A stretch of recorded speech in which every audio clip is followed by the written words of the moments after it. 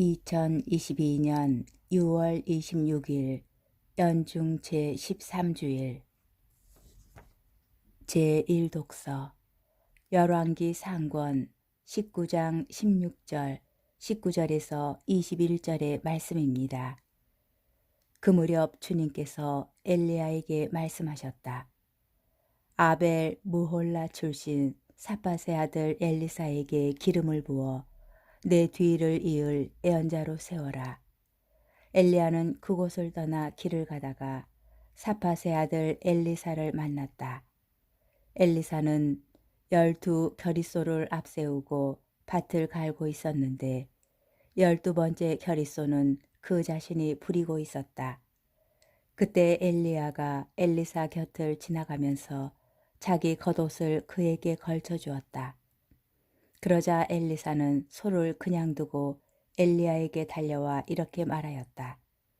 아버지와 어머니에게 작별 인사를 한 뒤에 선생님을 따라가게 해주십시오.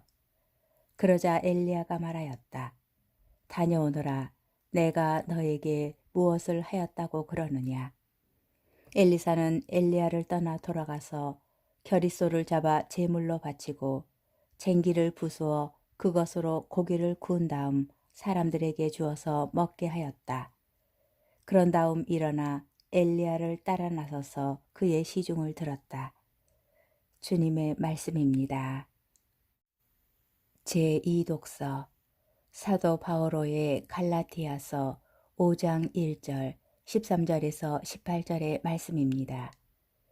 형제 여러분, 그리스도께서는 우리를 자유롭게 하시려고 해방시켜 주셨습니다. 그러니 굳건히 서서 다시는 종살이의 멍에를 매지 마십시오. 형제 여러분, 여러분은 자유롭게 되라고 부르심을 받았습니다. 다만 그 자유를 육을 위하는 구실로 삼지 마십시오. 오히려 사랑으로 서로 섬기십시오. 사실 모든 율법은 한 계명으로 요약됩니다. 곧 내 이웃을 너 자신처럼 사랑하여라 하신 계명입니다. 그러나 여러분이 서로 물어뜯고 잡아먹고 한다면 서로가 파멸할 터이니 조심하십시오. 내 말은 이렇습니다. 성령의 인도에 따라 살아가십시오. 그러면 육의 욕망을 채우지 않게 될 것입니다. 육이 욕망하는 것은 성령을 거스르고 성령께서 바라시는 것은 육을 거스릅니다. 이 둘은 서로 반대되기 때문에 여러분은 자기가 원하는 것을 할 수 없게 됩니다. 그러나 여러분이 성령의 인도를 받으면 율법 아래 있는 것이 아닙니다. 주님의 말씀입니다. 복음 루카복음 9장 51절에서 62절의 말씀입니다. 하늘에 올라가실 때가 찾아 예수님께서는 예루살렘으로 가시려고 마음을 굳히셨다. 그래서 당신에 앞서 심부름꾼들을 보내셨다. 그들은 예수님을 모실 준비를 하려고 길을 떠나 사마리아인들의 한 마을로 들어갔다. 그러나 사마리아인들은 예수님을 맞아들이지 않았다. 그분께서 예루살렘으로 가시는 길이었기 때문이다. 야고보와 요한 제자가 그것을 보고 주님, 저희가 하늘에서 불을 불러내려 저들을 불살라 버리기를 원하십니까? 하고 물었다. 예수님께서는 돌아서서 그들을 꾸짖으셨다.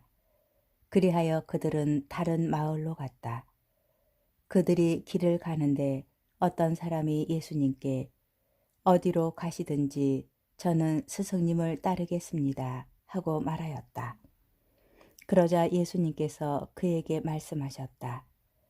여우들도 굴이 있고 하늘의 새들도 보금자리가 있지만 사람의 아들은 머리를 기댈 곳조차 없다. 예수님께서는 다른 사람에게 나를 따라라 하고 이르셨다. 그러나 그는 주님, 먼저 집에 가서 아버지의 장사를 지내게 허락해 주십시오 하고 말하였다. 예수님께서는 그에게 죽은 이들의 장사는 죽은 이들이 지내도록 내버려 두고 너는 가서 하느님의 나라를 알려라 하고 말씀하셨다. 또 다른 사람이 주님, 저는 주님을 따르겠습니다. 그러나 먼저 가족들에게 작별 인사를 하게 허락해 주십시오 하고 말하였다. 예수님께서 그에게 이르셨다. 쟁기에 손을 대고 뒤를 돌아보는 자는 하느님 나라에 합당하지 않다. 주님의 말씀입니다. 오늘의 묵상. 예루살렘 상경기라 불리는 루카복음 9장 51절, 19장 28절의 말씀은 구원이 실현되는 거룩한 도성 예루살렘을 위하여 올라가시는 예수님의 여정을 다룹니다. 예수님께서는 그 험난한 여정에서 당신의 협력자를 필요로 하시고 그들을 부르시는데 오늘 복음에서 당신을 어떻게 따라야 하는지 알려주십니다. 예수님께서는 어디로 가시든지 저는 스승님을 따르겠습니다 하고 말하는 이에게 말씀하십니다. 여우들도 굴이 있고 하늘의 새들도 보금자리가 있지만 사람의 아들은 머리를 기댈 곳조차 없다. 이로써 주님께서는 어느 한 곳에 편히 정착하거나 안주하지 않으시고 이스라엘 온 지방을 돌아다니시며 만나는 모든 이에게 끊임없이 하늘나라의 복음을 전하시는 당신의 사명이 당신을 따르고자 하는 이들에게도 계속 될 것임을 암시하십니다. 또 다른 이에게 예수님께서 나를 따라라 하시니 그는 먼저 아버지의 장례를 치르도록 해주시기를 청합니다. 그러나 예수님께서는 인륜 대사인 부모의 장례마저도 허락하지 않으시며 너는 가서 하느님의 나라를 알려라 라고 말씀하십니다. 이는 더욱 시급하고 고귀한 가치인 하느님 나라의 선포를 위해서 모든 것을 포기하고 당신을 따르라는 것입니다. 그 다음 어떤 이가 주님을 따르겠다고 하면서 먼저 가족들에게 작별 인사하기를 청하자 예수님께서는 쟁기를 손에 대고 뒤를 돌아보는 자는 하느님 나라에 합당하지 않다 라고 말씀하십니다. 제1독서에서 엘리야가 엘리사를 부를 때 부모에게 작별 인사를 한 뒤에 자신을 따를 수 있도록 허락해 주는 것과 사뭇 다릅니다. 제2독서는 그리스도의 자유에 대하여 말합니다. 그리스도께서는 십자가의 죽음과 부활로 우리를 죄의 종살이에서 해방시켜 주셨습니다. 그리스도로 말미암아 자유롭게 된 우리는 이제 행동으로 실천하는 사랑의 삶에 부르심을 받았습니다. 나에게 주어진 소중한 하루와 모든 순간에 온 마음으로 주 하느님을 사랑하고 이웃을 내 몸같이 사랑하기 위해서 우리는 특히 성령의 도우심을 청해야 합니다. 자주 성령께 간청하며 성령의 이끄심에 따라 삶을 살아간다면 우리는 참된 자유와 행복을 누리며 수많은 사랑의 열매를 맺을 것입니다.